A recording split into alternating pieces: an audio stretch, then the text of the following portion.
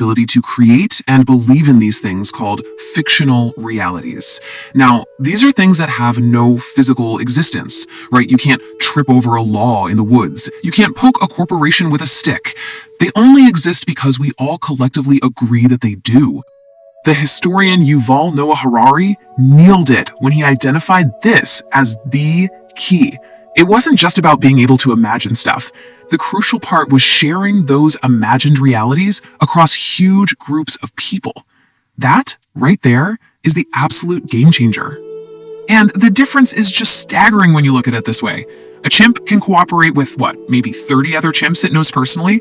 But humans? Because we can all believe in the same story, the story of our country, the story of our company, the story of what money is worth. We can cooperate with millions, even billions of complete strangers. It's almost limitless. So, how did this superpower actually build the world we live in? Well, it's not an exaggeration to say it's the architect of our entire civilization. Just think about your day, the money you use. It's just a story about value we all agree on. The nation you're a citizen of? It's a shared story about borders and identity. The very idea of human rights?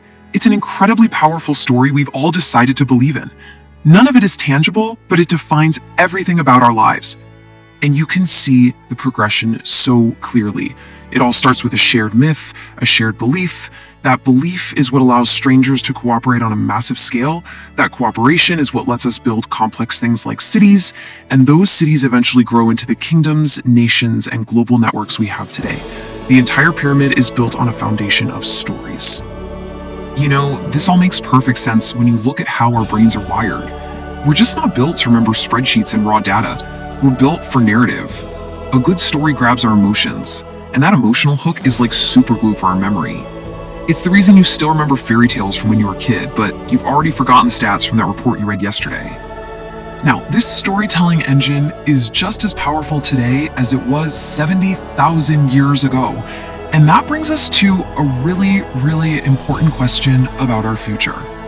Sure, the delivery system has changed. We've gone from ancient myths told around a campfire to social media posts and brand campaigns that circle the globe in an instant. But the core principle? It's exactly the same. Shared stories are what drive human action. Period. And this leads us to one final, kind of mind-bending thought. For all of human history, we've been the ones telling the stories. But now, as artificial intelligence gets more and more sophisticated, what happens when machines start writing the narratives? The stories that shape our beliefs, our feelings, our entire societies. So the big question is, who or what is going to be the storyteller of the future?